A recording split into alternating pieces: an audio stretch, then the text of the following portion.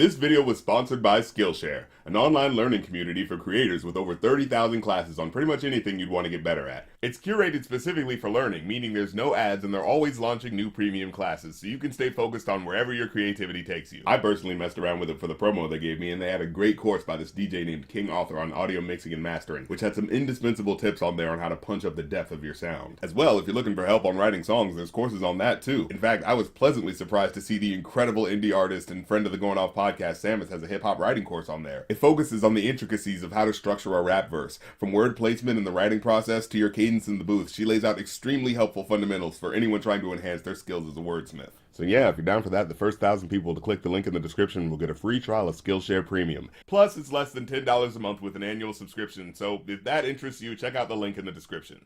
Previously, on the Rap Critic show, we last left our intrepid reviewer as he was expounding his praise on that Cardi B song that was all sexy and controversial and stuff. And now, the epic conclusion.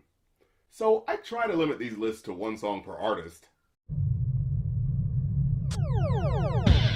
But then I remembered WAP was on Cardi B's YouTube channel and says featuring Megan Thee Stallion. So it's totally different. And besides, to me, Cardi felt like more of the tour de force on that track. Here it's all Megan's show, as she charges in with her patented brand of bold, punchy quips, laying out her zero tolerance for fuckboyism. Fuck being good, I'm a bad bitch. I'm sick of motherfuckers trying to tell me how to live. You'll never catch me calling these niggas daddy. I ain't lying by my nut just to make a nigga happy. And it especially feels recuperative in a sense, seeing as the beatwork is a souped-up remix of a classic NWA song that, Reach back like a pimp, slap the hoe. wasn't really kind to women. So it ends up feeling like an even bigger flex, flipping an originally misogyny-soaked track into one about a headstrong female rapper kicking dope rhymes with abrasive lyrics championing her own agency. 30-inch weave with the long eyelashes. Yes, I got a man if I don't like who asking. I'm a hot girl, I do hot shit. I do Spanish income on my outfit. I don't sex quick, cause I ain't thirsty. Also, I think she just made anime cool. They call me patty cake, cause the way that ass shake. I'ma make them eat me out while I'm watching anime. Like, don't get me wrong, I love anime and all, but it's been a pretty common misconception that it's just a niche thing that only neckbearded losers obsess over. But yo, if the hot girl who does hot shit watches anime, well then anime is hot. Ooh, someone on the internet's gonna make a gif of me saying that, aren't they? Yo, note to self, cut this part out. I was young, I was a loser. Now, we interviewed R.A. the Rugged Man on the Going Off podcast, so I'll admit to a bit of bias here, but this song just especially stood out for me as a grand thesis statement for the underground legend's career. I lack a massive hit. Am I a backpacking freak? Am I a rap maverick? Or just a fat sack of shit? Nothing that the world would ever give to me but negativity. The industry was only interested in getting rid of me. The songs usually feature rough, gritty production, but in Legendary Loser, the smooth, guitar-driven beatwork provides a fitting backdrop to a guy giving you the painfully intimate details of his struggles. My family snort heroin and smoke pipes, Agent Orange homicide robberies. My life makes Shakespeare tragedies look like Adam Sandler comedy. Some of your morals maybe gotta be missing when you come from a broken family that's poverty-stricken. It almost hurts to hear someone being just this brutally honest about the dark moments in their life.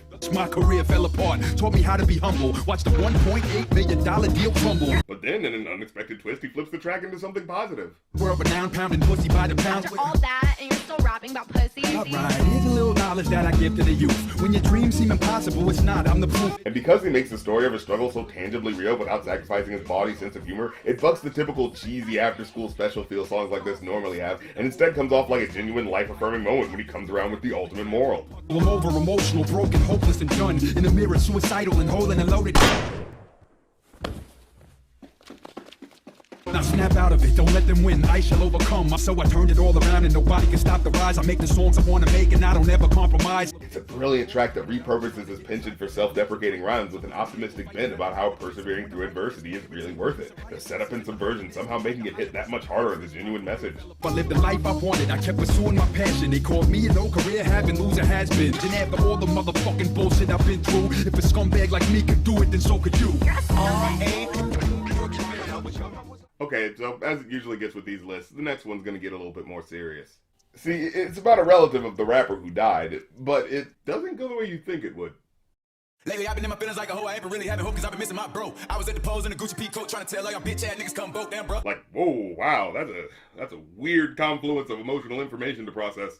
He just launches in with this dizzyingly blunt intro, reminding the listener to vote, while also expressing a palpable anger over not being there for his brother due to being occupied with getting people out to vote. Could've talked that stupid ass shit, but I was busy talking niggas in the boat, nigga. Man, fuck the president, long live G, nigga. You viscerally get the resentment he's harboring, dealing with the guilt of feeling like you may have been the one factor that could have saved someone close to you, wishing you could do anything to reverse the circumstances.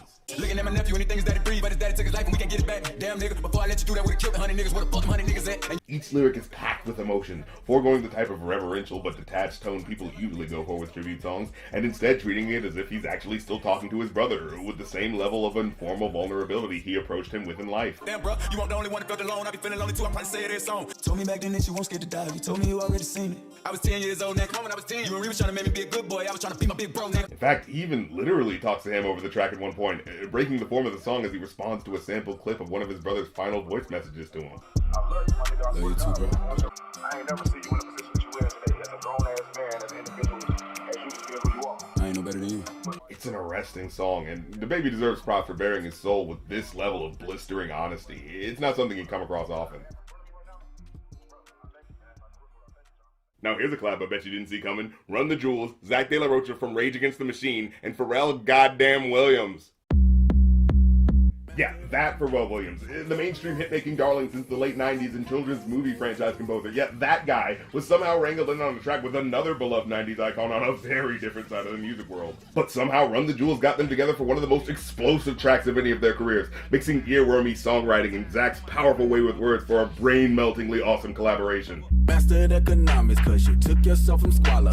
Mastered academics, cause your grace said you were scholar. At first it comes in with lyrics bringing up the different ways people get by in a world that runs on cash. Mastered Instagram, cause you can instigate a follow. Only to then punch through the track with the ultimate message. Shit. Look at all these slave masters posing on your dollar. Get it? Oh, goddamn. Look at all these slave masters posing on your dollar. Get it? Look at all these slave masters posing on your dollar. Get it? That lyric just hits with the force of a meteorite. The more you think about it, the more it peels back the absurdity of living in a country that calls itself free while grinding people to the bone for barely livable wages while paying them in currency marked with the faces of men who literally owned other people. The 13th Amendment says that slavery's abolished. Yeah. Look at all these slave masters posing on your dollar. Get it? It's like, oh, yeah, right. Maybe a system designed by a bunch of land-stealing slave owners wasn't the best idea. The combo of Zach's forceful tone right next to Pharrell's sardonic ad-libs just cuts deeper and deeper with each repetition. Look at all these slave masters posing on your dollar. Get it? Look at all these slave masters.